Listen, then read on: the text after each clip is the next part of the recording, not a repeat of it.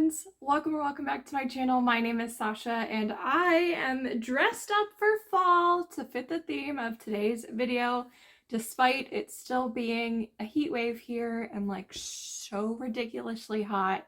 I was out for the morning for an appointment and I still have not cooled down, which reminds me, I definitely need to go turn on my fan today before we get started. So let me do that real quick.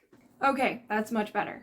So recently, my YouTube recommend page has been sending me a lot of cozy fall videos as early as July, to be honest, and I'm truly living for it. October through December through the holidays is my favorite time of year ever. I've already decorated my bookshelves for Halloween, and I am just so excited to dive into spooky season. Some of you may know if you've heard me talk about it before, and as you can see by my bookshelves, I love books and reading. I was an English literature major in college. I even studied Gothic literature for part of my degree. So I have had a love of all things stories, but especially fantasy, spooky stories for a very long time. Not always scary, because I'm not into the horror genre, but I do love magical elements. So that is what my recommendations for you guys are going to be today. I'm going to try and split this video up into some cohesive sections. So if you're looking for a specific category, check the links down below to see if I have timestamps listed. I went through and pulled things off of my shelves. I have multiple shelves in my house. I have the ones behind me, I have some in the living room, I have some in my bedroom. It's a problem, but it's not drugs. So like, don't at me for having so many books, okay? But regardless, we're gonna go through some of my favorite classic stories for fall. We're gonna go through some of the things I would love to read this year for fall, depending on my reading mood. I'm a mood reader, so making TBRs doesn't always work out for me. We're going to go through some of the books I have on my Kindle that I think could potentially fit the vibe when it comes to more supernatural elements and not necessarily Halloween vibes in that sense. And then I have two honorable mentions of books that I have already read that I think you should definitely read this holiday season. And I do specifically mean spooky holidays, and I don't mean Christmas, because that could be a whole different video. Alright, I anticipate this being close to an hour-long video, depending on how much I talk about each book. At the very least, I want to kind of read the synopsis of each book for you guys, especially if I haven't read it before or haven't read it in a long time, so that we are all on the same page and we can just sort of go from there. I think I'm going to start off with my collection of some classic spooky tales, and we gotta start off with an author who has inspired me since I learned about her. It's Mary Shelley's Frankenstein. This was a book I had to read for my Gothic literature class. I still have some of my notes. We had to annotate each chapter, and I loved reading this book. This was actually, when I read it for class, was the first time I'd ever officially read the true story, and I think we even watched one of the movies in class as well. It was so engaging and gripping and atmospheric, and I had such a good time reading this.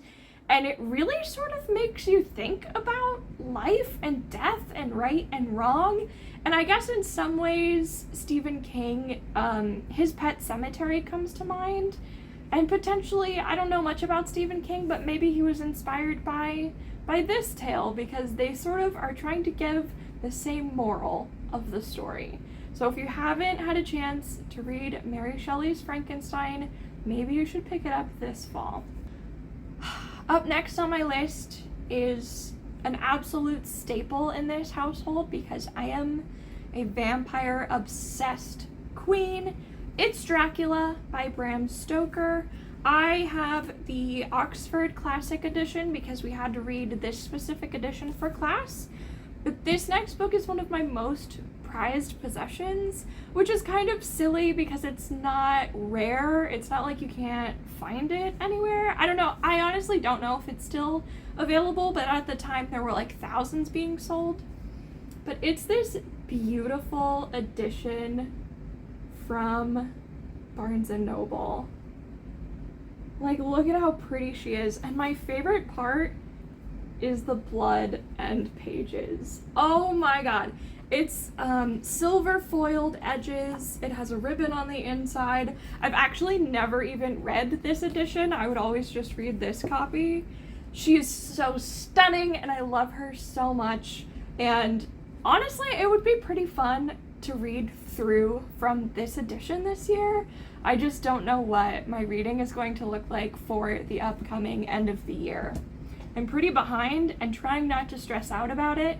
I try and read 50 books every year, and I think I'm at like 20 something, so I got some catching up to do, but I'm not going to put a lot of pressure on myself to try and get all 50. We'll just see what happens. Up next is going to be a collection of tales and poems, and it's been so fun going to different stores recently. I was just at Michael's to check out their Halloween selection, and this guy has his own featured collection this year.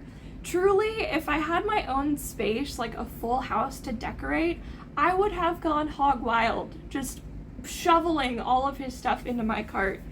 It's Edgar Allan Poe, his completed works. I absolutely love this edition as well. This was another Barnes & Noble find, and I think at the time it was like $7, and I was like, you're coming home with me. And periodically, I will just go through the contents in the beginning, pick a story or a poem, and just sit down and read it. It instantly puts me in, I guess, like my literature hat comes back on, where we would do literary analysis and all those sorts of things based on whatever we were reading for class. If anything transports me right back to being a literature major, it's Edgar Allan Poe and Shakespeare. And I also have the same edition of Shakespeare's work as well. So these live on a shelf together next to my bed because this book lives there as well. All my favorite prized books have their own little tiny bookshelf right next to my bed. This last book is another one I would really like to enjoy this year. This is not a story I have read, but it is a story I have seen in media, in films and shows. It's The Legend of Sleepy Hollow and Other Tales by Washington Irving. This copy of this book was actually donated to the public library when I was the assistant librarian in charge of sorting donations. And anything, we had a certain rubric to follow of what would be accepted as a donation and what would not. And this did not meet our criteria. Anything that didn't meet the criteria, we were allowed to take home. So all of the library staff and librarians could pick through it. And as soon as this came in, I was like, this one's mine because it's so beautiful. There were a few other classics donated along with it that were from this same publishing collection. And I just have little stacks of books on my desk in my room and next to my bedside table. And this is just one of my favorites. I just think it's so stunning. It has illustrations. Let me see if I can find a good one. Throughout and mixed in. Let's find another one. Oh my gosh. I'm just obsessed. I'm trying to see if I can find out what year this was published. So it was originally published, this copy, in 1987. So it's not a super, super old copy, but it's older than me. So that's cool. That concludes my section of classic stories for the spooky season. We're gonna be moving into more magical stories that might not be as gothic or spooky necessarily. And to really start that off, we're coming in with Chris Colfer's A Tale of Magic. I believe this is a middle grade story, and I never got a chance to read it. I actually bought it. Oh, it's so pretty. I actually bought it when I was working as an elementary school librarian during that year's book fair, and my plan was to read this and then donate it back to our school library to make sure that it was appropriate for some of our 5th graders to start reading, because they were on much higher reading levels than some of the material we even carried in our library at the time.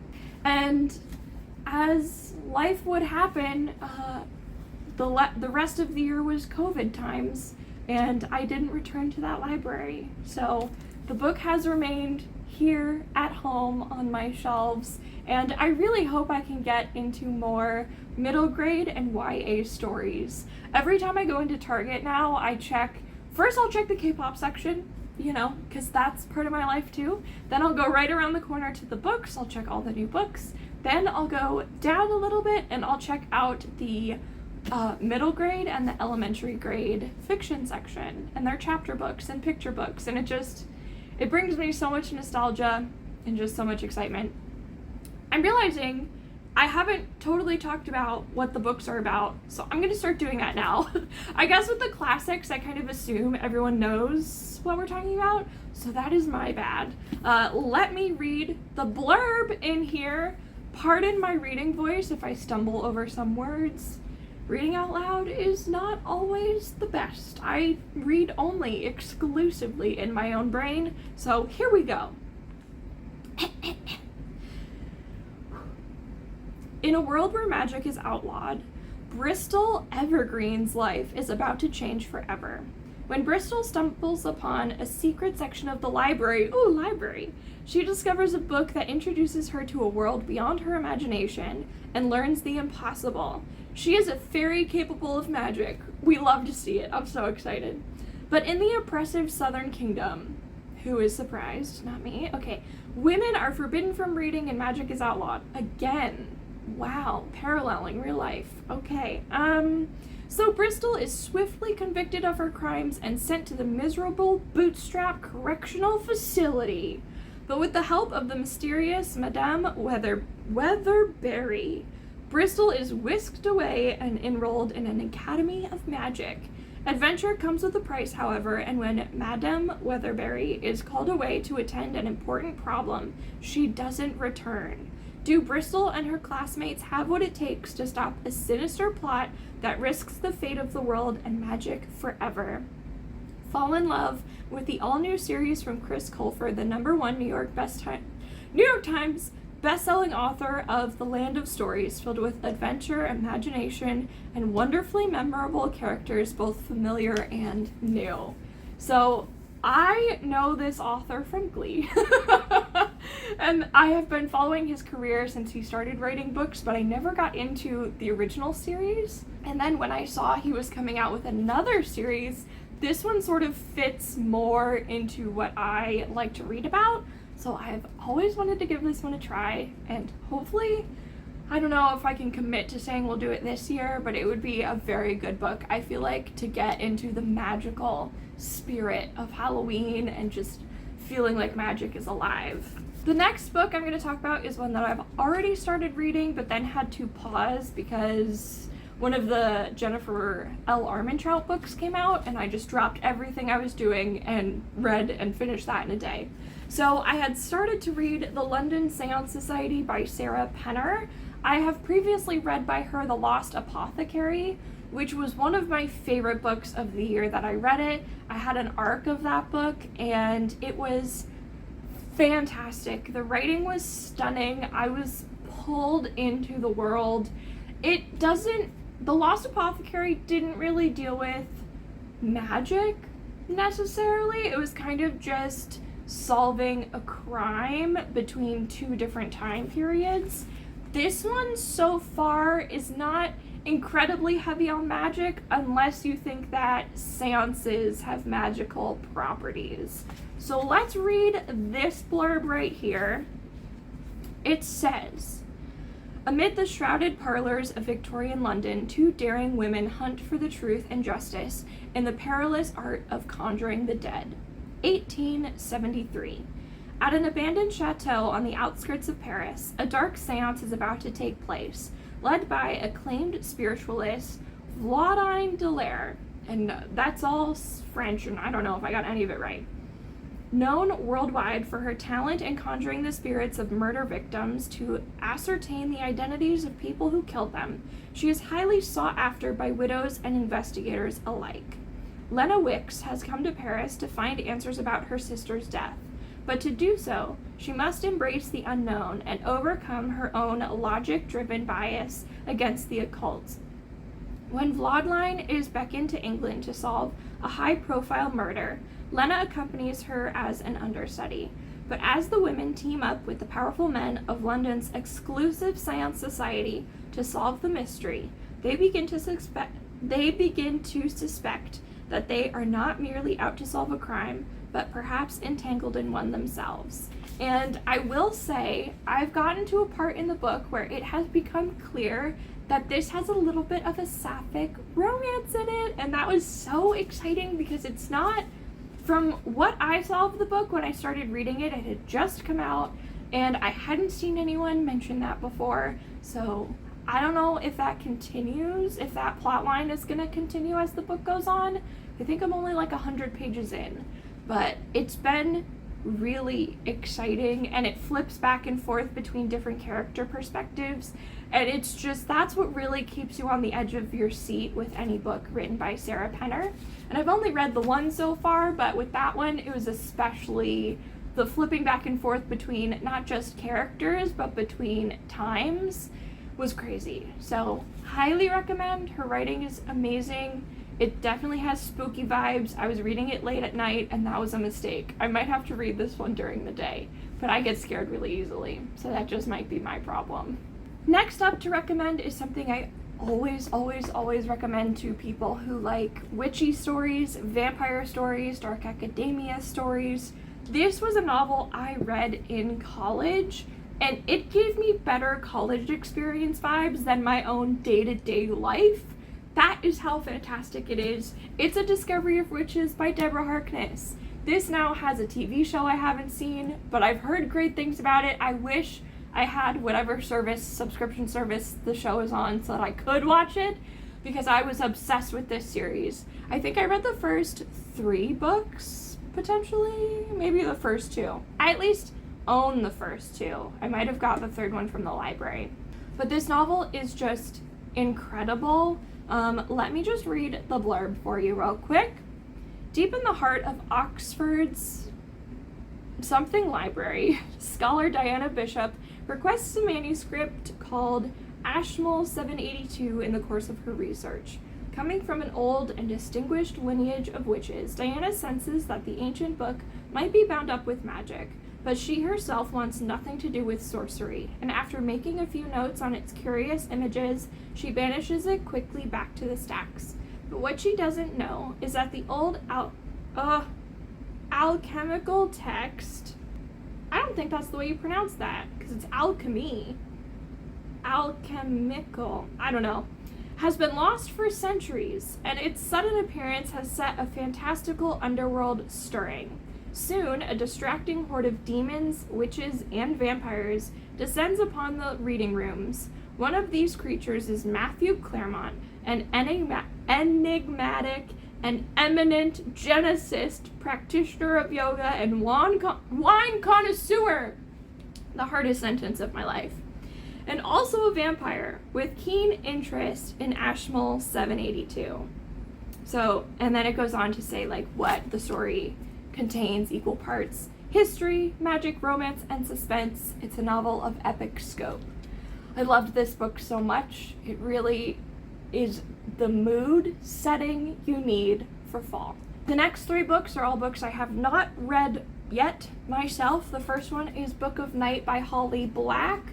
Or was it earlier this year or was it last year? I read her young adult trilogy. What the heck? The Cruel Prince. I had to look over behind me. I blanked on the title. And I did enjoy it. I thought, however, because I had seen so many spoilers for that trilogy since it had come out so long ago, and I waited so long to read it, I wasn't as taken with it as I might have been had I been going in completely blind. So this book, I'll be going in completely blind, but I will read the blurb with you. I decided to pick it up because I did love her writing. She made fays and fairies gross and scary and people you didn't want to romanticize or fantasize about, and it worked so well because I can so vividly picture them still in my mind, and it's just been a whirlwind ever since. I read fae stories completely differently now because of that trilogy. So, let's talk about this. Here we go. Charlie Hall has never found a lock she couldn't pick, a book she couldn't steal, or a bad decision she wouldn't make. She spent half of her life working for gloamists, magicians who manipulate shadows to peer into locked rooms, strangle people in their beds, or worse. Gosh, what's worse than that? Gloamists guard their secrets greedily, creating an underground economy of grimoires. And to rob their fellow magicians, they need Charlie Hall. Now she's trying to distance herself from past mistakes, but bartending at a local dive, she's still entirely too close to the corrupt underbelly of the Berkshires. Not to mention that her sister Posey is desperate for magic, and that Charlie's shadowless and possibly soulless boyfriend Vince, has been hiding things from her. When a terrible figure from her past returns, Charlie descends into a maelstrom of murder and lies. I love that word. Determined to survive, she's up against a cast of doppelgangers, mercurial billionaires, gloamists, and the people she loves best in the world, all trying to steal a secret that will give them vast and terrible power.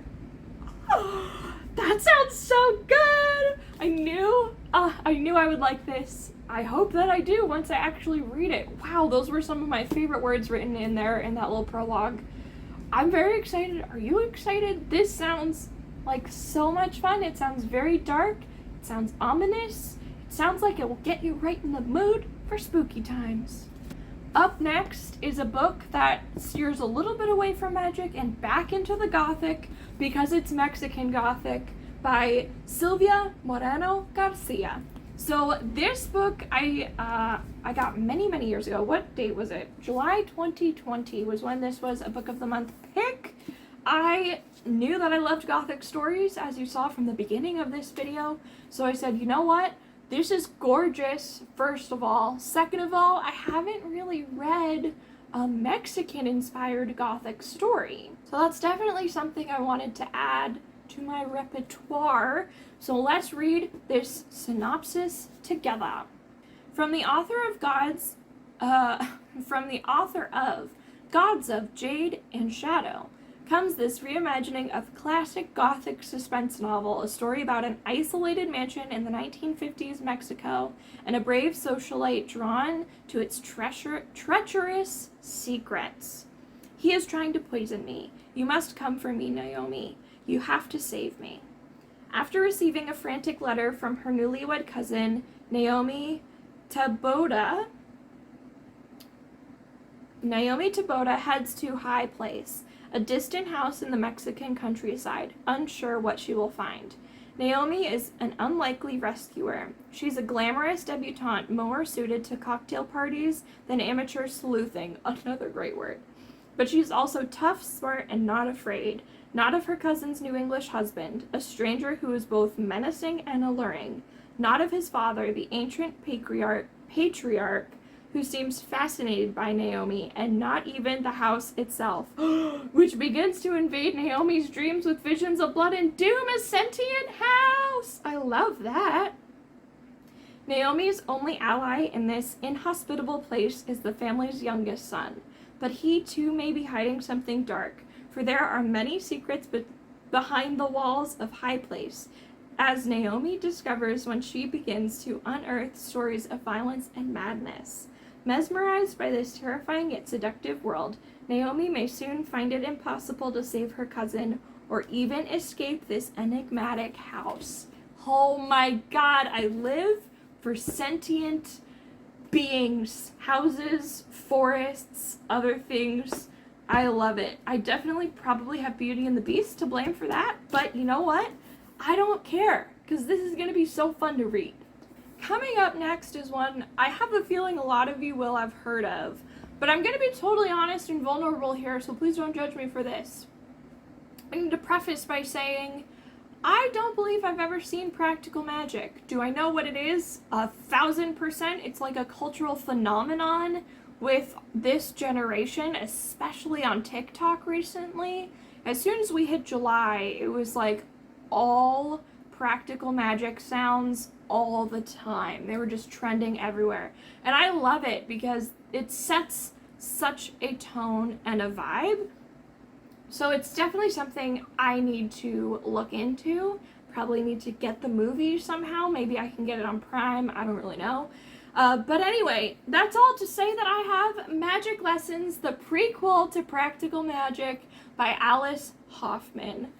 I don't really know, honestly. I didn't know the movie was based on a book, so maybe I should just read this series if there's more than one and go from there and then read the movie. Please leave me a comment. Please help me, because clearly I'm lacking in something magical and that just won't do. I won't stand for it. So this book sounds like it would be perfect for the Halloween season because, again, Practical Magic comes up on my timeline every Halloween time as things people are rewatching. So let's get into this little synopsis here.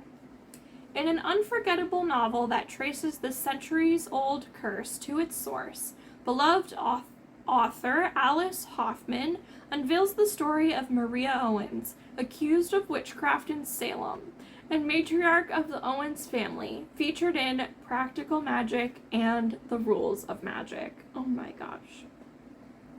Where does the story of the Owens bloodline begin? With Maria Owens in the 1600s, when she's abandoned in a snowy field in rural England as a baby. Under the care of Hannah Owens, Maria learns about the nameless art. Hannah recognizes that Maria has a gift, and she teaches the girl all she knows. It's here that she learns her first important lesson. Always love someone who will love you back. When Maria is betrayed by the man who once declared his love for her, she follows him to Salem, Massachusetts. Here she invokes the curse that will haunt her family, and it is here that she will learn the rules of magic and the lesson she will carry with her for the rest of her life. Love is the only thing that matters. Magic Lessons is a celebration of life and love and a showcase of Alice Hoffman's masterful storytelling. This is gonna make me cry.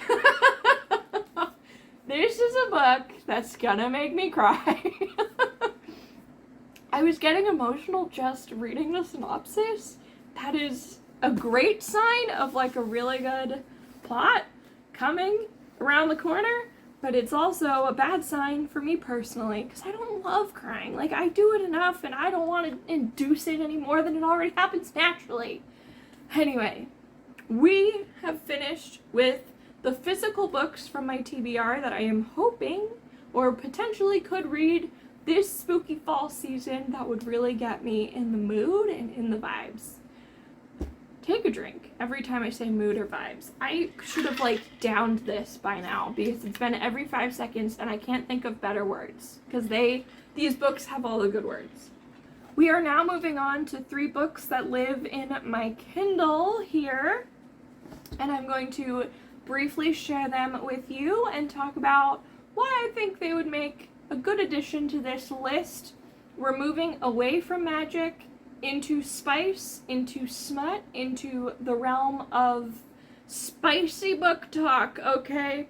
I got these books during either Stuff Your Kindle Day or another free romance book day, so they are as spicy as they come because they will give you a list during Stuff Your Kindle Day and free romance book day in terms of spice, and I always just scroll to the spiciest because I have a problem.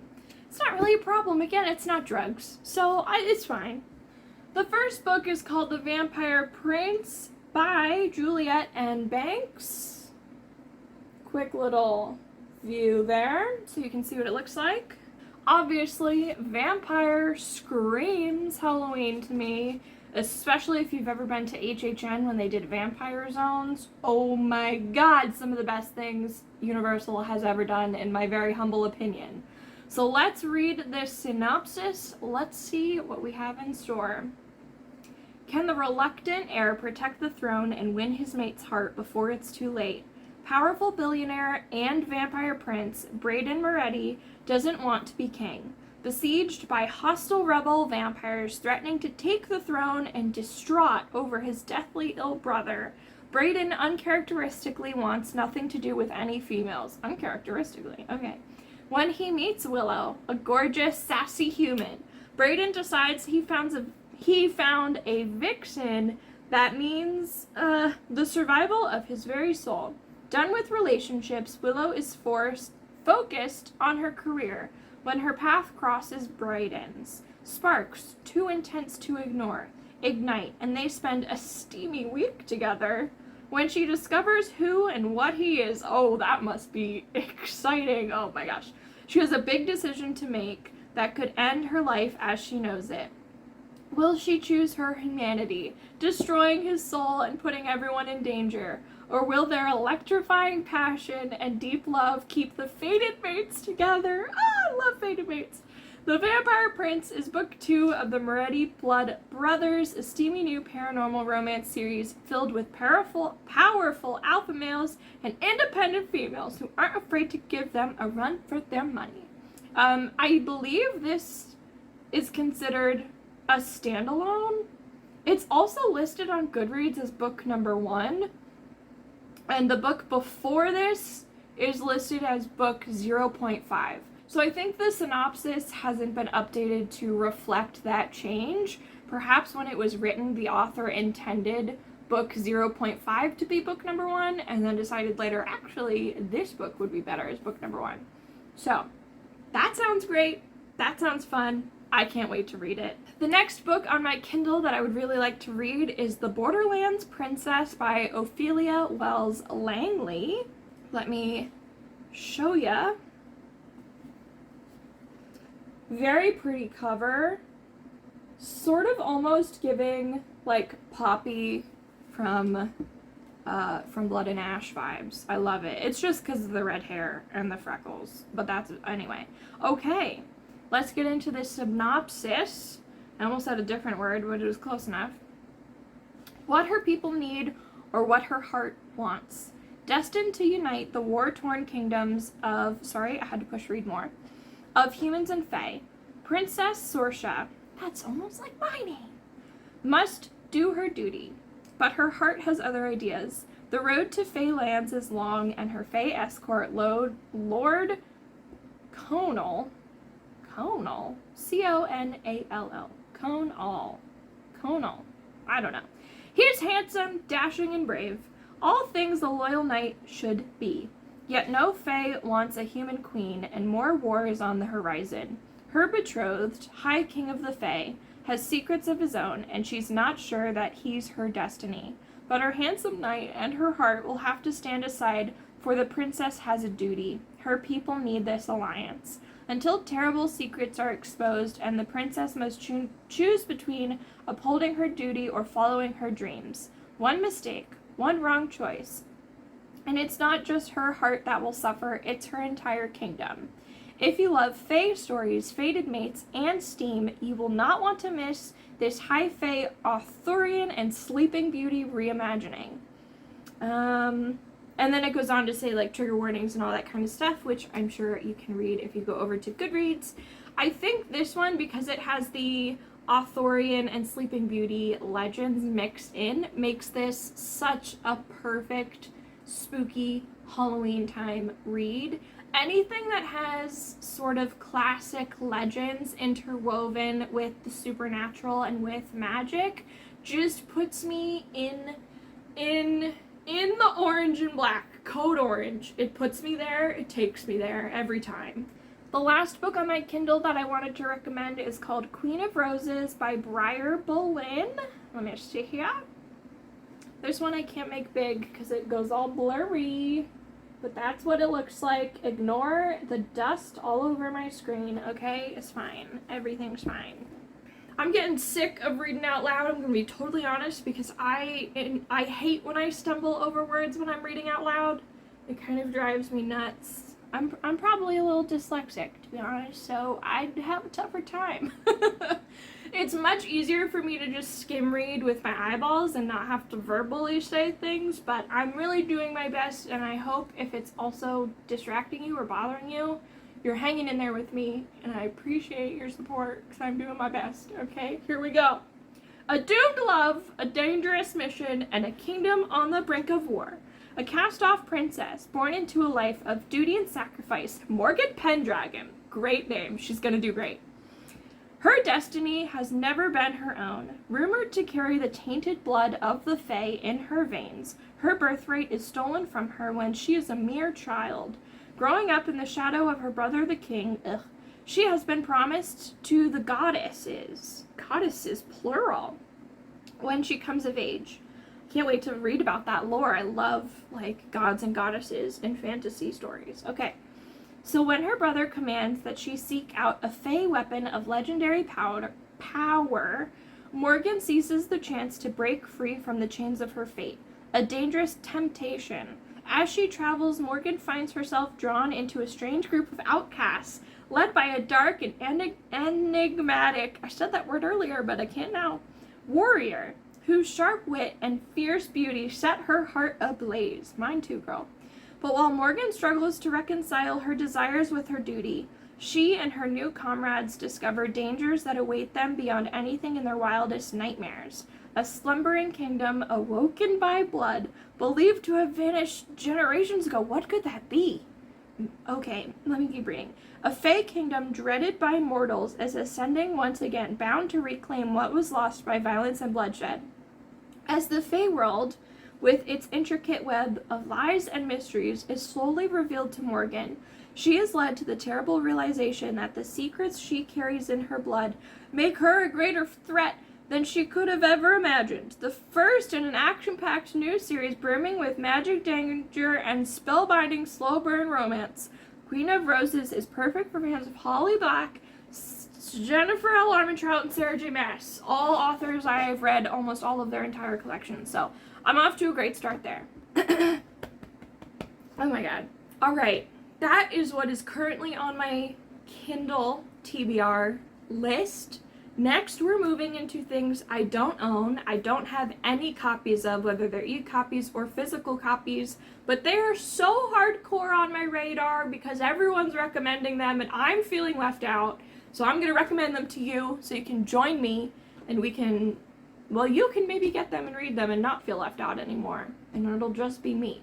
But anyway, these are where, like, some of the best, most direct Halloween vibes are going to come from. So if that's what you've been waiting for, I'm here to deliver. Let's get started. The first book I have on this list to recommend is Awakening Anne by Kaylin Applewhite. A little cover reveal moment here. Pretty. Ooh. The way this was described was that it's like a Supernatural episode. If you grew up watching Supernatural, you're probably really going to like this book. And I lived and breathed Supernatural. I had a Supernatural shirt. I had Supernatural bracelets, necklaces. I was a Supernatural girly back in the day.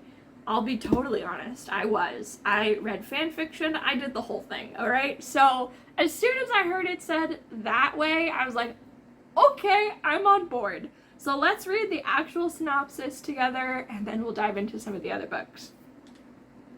At first glance, Margaret Ward appears like any other heiress living a charmed life on the Upper East Side of Manhattan. Behind the door of her peculiar parlor, Margaret to Maggie, got it, Maggie delves into the secrets of the unknown, exploring her talents as a spiritualist medium. When she holds a seance for a grieving widower, she discovers the dark mystery behind his wife's death. The farther she goes to discover the truth, the more she uncovers about the nature of the world beyond life itself, and the more dangerous her pursuit becomes. This story is the first installment in a journey of rebellion, self-discovery, and staying true to one's passions. Maggie is a spirited and independent woman, alongside a cast of colorful characters, including her fastidious older brother, a mysterious widow, her bold best friend with a passion for women's suffrage, and an eager academic who has dedicated his life to the study of paranormal. That sounds like it's going to be so much fun, maybe even a little bit of a found family element to it, mixed in with spooky times. I'm down. That sounds great. This next book, if I'm not mistaken, I saw it in Target the other day and I wasn't sure what I was looking at. Yeah, I don't know when it was published. Let me see if it says somewhere. It should. Yeah, okay, so it was published in February of this year. So it's been out for a few months already. It's called Murder Your Employer, Volume 1, McMaster's Guide to Homicide by Rupert Holmes. So that's the cover. I can make this one bigger actually, pretty sure. Pretty sure I can. And it's so stunning and pretty, and definitely love that. So, let's read together the synopsis. Here we go. A devilish thriller with a killer concept. The McMaster's Conservatory for the Applied Arts, a luxurious clandestine college dedicated to the fine art of murder, where earnest students study how best to delete their most deserving victim.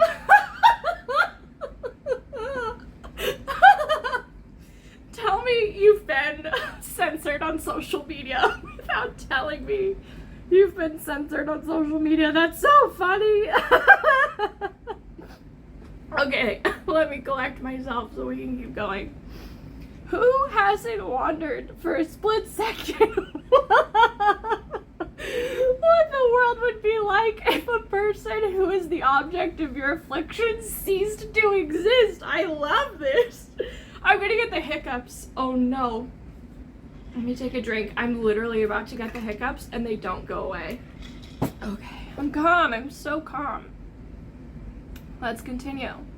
But then you've probably never heard of the McMaster's Conservatory, dedicated to the consummate execution of the homicidal arts. To gain admission, a student must have an ethical reason for erasing someone who deeply deserves a fate no worse, nor better, than death. Do I say I'm all for it on YouTube? I'm all for this fantasy novel that is fiction. Okay. I love the plot of this fictional novel. I am not a murderer. Like, I don't do drugs, I do books, so what makes you think I could kill someone? Definitely couldn't be me. Okay. Woo! I'm falling into a trap. The campus of this Poison Ivy League, funny again, college, its location unknown to even those who study there, is where you might find yourself the practice target of a classmate, and where one's mandatory graduation thesis is getting away with the perfect murder of someone whose death will make the world a much better place to live. Prepare for an education you'll never forget, a delightful mix of witty wordplay, breathtaking twists, and genuine intrigue. Murder Your Employer will gain you admission into a wholly original world, cocooned within the most entertaining book about well-intentioned would-be murderers you'll ever read. I could start reading that right now. That was the best synopsis I think we've read together today. Do you or do you not agree? Leave me a comment down below. Definitely let me know which book is at the top of your list at the end of this video for what you want to read this fall, because this sounds too good. Oh my god, I almost wish I had saved that one for last, because how does one top that? Anyway, we're going into the next book on my TBR that I want to read. It is called Ravenfall by Kaylin Josephson. I'm gonna guess that they are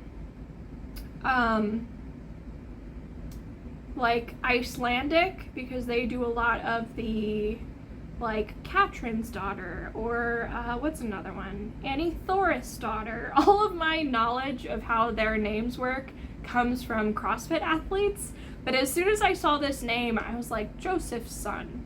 Like, that has to be, but it doesn't have another S. I don't know if Joseph's son, I don't know if the sons have two S's. Anyway, that's not the point. The point, here's the cover.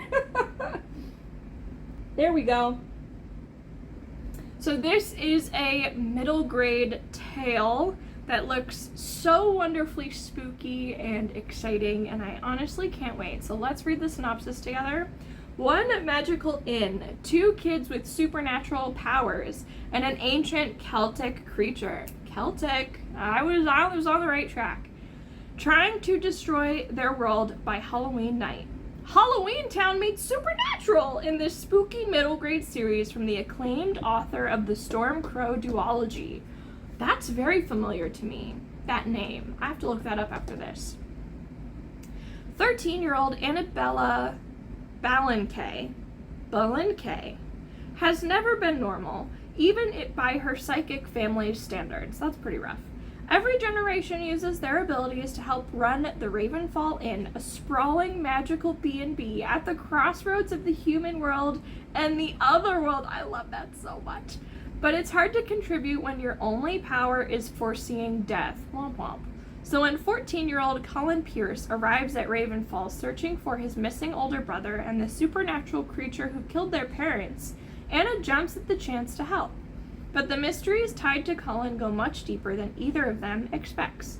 As the two team up to find answers, they unearth Colin's family's secret past and discover that Colin has powers beyond his imagination. Good for Colin! I just spit. I'm sorry if you saw that. And now the supernatural creature, one with eerie origins and Celtic mythology, is coming after him. Poor Colin. Okay, but yay Celtic mythology. If Anna and Colin can't stop the creature by Halloween night, the veil to the other world could be ripped open, which would spell destruction for their world as they know it. That sounds incredible. I love middle grade stories. I need to read more of them because I gobble them, I eat them up. They're so quick to read, they're so fun to read. I just need to get back to reading more middle grade. Here's the thing with middle grade. I think I would have to get it from the library because I am a feeler. Middle grade books fit so perfectly in my hand. Okay, I have little hands. I am the size of a middle grader. It all just made sense. Anyway, I can't read a middle grade novel on a Kindle. I mean, I guess I could if I had to, but I really love holding the books. And they're the perfect size for me, and I just... So anyway, I love that book. It sounds so good. We're moving into my last book on my I wish I had this, I want to read it right this very second. It is, so far, some of my favorite promotional material. Actually, I'm missing one. I'm missing one. Oh my god, everyone, hold on. Hold on. Okay, so again, the last two books are some of my favorite promotional material, because it applies to both, that I've seen on the interwebs in a very long time. And you're gonna already guess which this first one is, but I don't think you'll guess the second one because that has just started making the rounds on Book Talk. So the first one is The Unfortunate Side Effects of Heartbreak and Magic by Brianne Randall. I am obsessed with the way she's marketing this. She's been saying it's a mix of like Practical Magic meets Gilmore Girls, witchy vibes, just Stars Hollow vibes, and I sleep every night most of the time when I remember listening to Gilmore Girls as I fall asleep. So I love Gilmore Girls. I was a huge Team Jess fan. Didn't love how he treated her, but I think once he grew up and became a better version of himself, that him and Rory would have been so good together. But then I have so many complaints about Rory in general, and that's just... We could do a whole video on Gilmore Girls, actually. I don't know if anyone would care about my opinion, because who am I? But let's get into the synopsis, shall we? For fans of Practical Magic and Gilmore Girls, literally the first sentence. The Unfortunate Side Effects of Heartbreak and Magic is a debut novel, that's so exciting, that explores the shields we build around our hearts to retain our own magic. Sadie Revelare has always believed that the curse of 4 heartbreaks that accompanies her magic would be worth the price. But when her grandmother is diagnosed with cancer with only weeks to live, oh my god, and her first heartbreak, Jake McNeely, returns to town after a decade, her carefully structured life begins to unravel.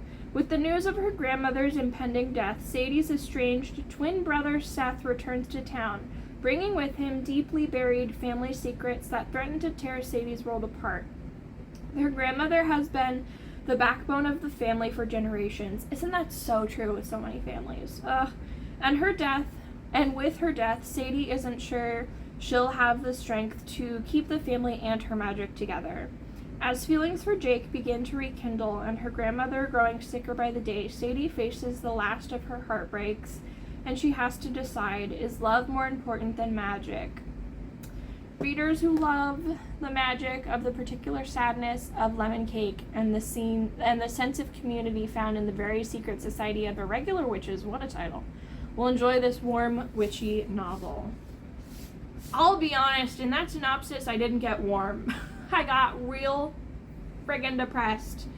But it's hopefully the essence and the setting and the atmosphere of the novel will sort of play counterbalance to the emotional heaviness that I'm picking up just from the synopsis. So that's one I would maybe be cautious to read. Sort of like the Magic Lessons by Alice Hoffman. Both of these are going to make me cry. So I need to be prepared for that and read them when I'm ready to do that. Anyway, let's go back to the book that I thought was actually the last on the list, but then I realized I missed one. This has my favorite cover art. I don't know if there's art in the book as well, but I've seen other art for this book, and I just want to print it out and make a poster of it to put it in my room, because if a book was ever written about what I envision myself to be, it's this one. It's Her Favorite Jack-O-Lantern by Rebecca Rennick. Look at that! I love her. We have the same hair. I mean, not right now because I haven't washed my hair in a few days.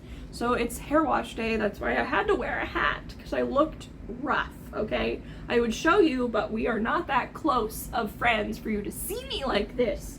I'm in a state of unwell. I just need to shower and wash my hair. That's all it is.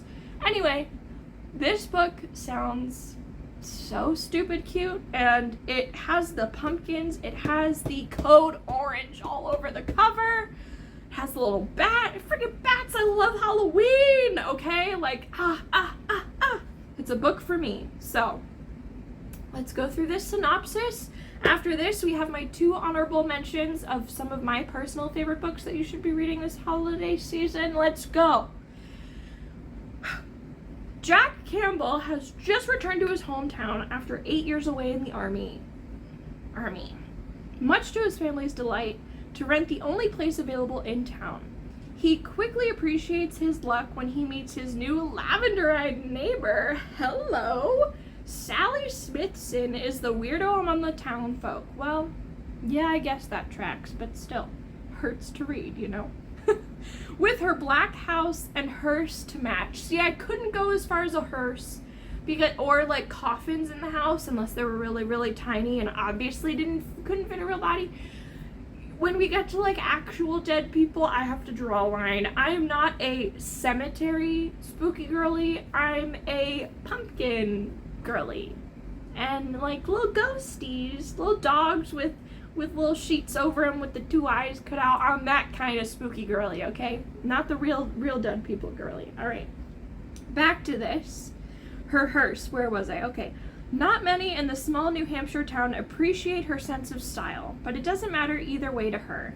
She has her 2 best friends, her cats, her interior design business, which is all she needs, until a rather dashing, familiarly handsome man moves in next door. Her high school crush, Jack, oh my god, who finds her too enticing to ignore. Get him Sally, okay? She's sweet and loves her baked goods, but is different from the rest of the country club attending town, and he adores it. She intrigues, captivates, and arouses him. Oh my god. He can't seem to stay away from her, so when the opportunity to spend more time with her presents itself, he takes it. And when their relationship turns more than friendly, Jack is all in, but Sally is worried they won't fit together. It takes the support of her friends, old and new, to learn how to move beyond the gossip. Oh no. To accept the affection of a man she thought she could never have. Oh no! This is book 2 in the series, but can be read as a standalone. Reading book 1 is not required. This book is intended for mature adults, 18 plus, and contains explicit material. For full content warnings, go to her website, the author's website. It's so cute. I didn't know there was a book 1. I'm looking at it now. Oh my god, the full... Could you guys see that when I showed it to you? No, you can't. The full series title for this, Gummy Bear O-Word series. wow, I never would have put gummy bear and that word together in a sentence, but here we are. Okay, so that one sounds great. We are almost at an hour, so I need to skedaddle. Here we go. My next very spooky, very on theme book that I actually read for Halloween last year is The Ex-Hex by Erin Sterling. This is such a cute rom-com, emphasis on com and the rom, but it was so funny. It was really cute and sweet.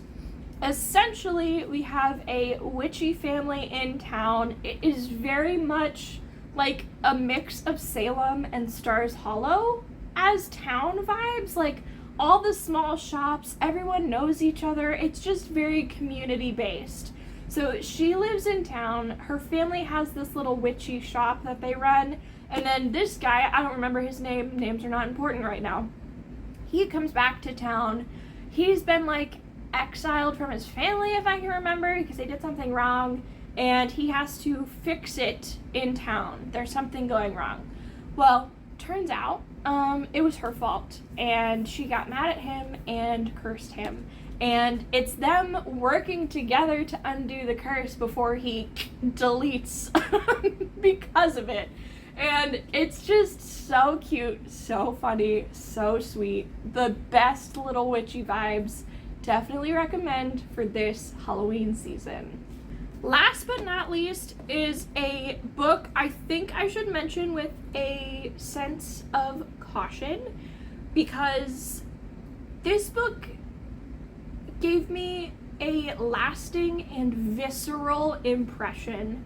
At any time I see anyone, which is pretty rarely, talking about it or recommending it, we all sort of had the same collective experience of being like, it's ingrained in my brain forever.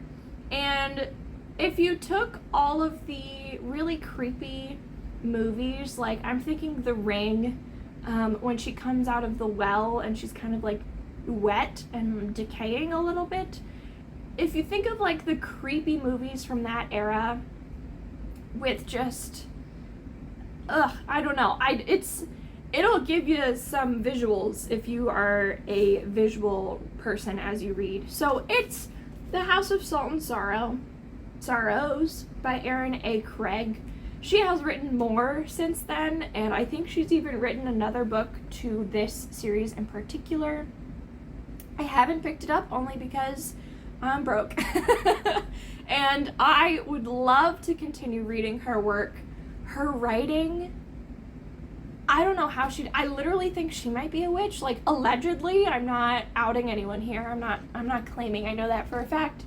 But I just can't explain how she wrote this and how it got in my brain the way that it did. So I'm not going to try and describe it. I'm going to just say warning for some really unsettling, creepy things that you will not forget. And I'm going to read the synopsis instead of trying to remind you about it. Also, we need to discuss how beautiful it is. Okay, that took 1.5 years to focus, but it is stunning. It is so pretty.